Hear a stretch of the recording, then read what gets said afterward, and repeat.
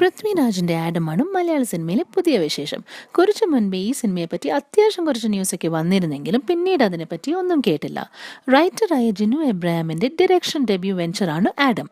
Times of India പുറത്തുവിട്ട വാർത്തയനുസരിച്ച് ഈ സിനിമയുടെ വർക്ക് ഫെബ്രുവരിയിൽ തുടങ്ങുമെന്നാണ് കേൾക്കുന്നത്. ഈ സിനിമയുടെ സ്റ്റാർകാസ്റ്റ് വളരെ ഇൻട്രസ്റ്റിംഗ് ആണ്. പൃഥ്വിരാജൻ, ഭാവന. വാവ്, ഒരുപാട് കാലമായി ഇവർ ഒന്നിച്ച് അഭിനയിച്ചിട്ടു. ദൈവനാമത്തിൽ, പോലീസ്, ലോലിപോപ്പ്, സ്വപ്നക്കൂട് എന്നീ സിനിമകളിലാണ് ഇവർ മുൻപ് ഒരുമിച്ച് അഭിനയിച്ചിട്ടുള്ളത്. എന്നാൽ ഭാവന ഈ സിനിമയിൽ പൃഥ്വിരാജിന്റെ ഹീറോയിനായിട്ട് അല്ലത്രേ അഭിനയിക്കുന്നത്. എന്നാൽ ഒരു പ്രധാനപ്പെട്ട റോളാണ് താനും. പൃഥ്വിരാജിന്റെ കൂടെ ബോളിവുഡ് നടി മിഷ്ടി ചക്രവർത്തിയാണ് ഈ സിനിമയിൽ അഭിനയിക്കുന്നത്. നരേൻ, രാഹുൽ മാധവ്, സിദ്ദിഖ് എന്നിവരും ഈ സിനിമയിൽ അഭിനയിക്കുന്നു.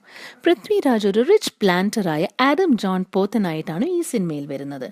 സ്കോട്ട്ലൻഡിലാണ് ഈ സിനിമയുടെ ചില ഭാഗങ്ങൾ ഷൂട്ട് ചെയ്യുന്നത്.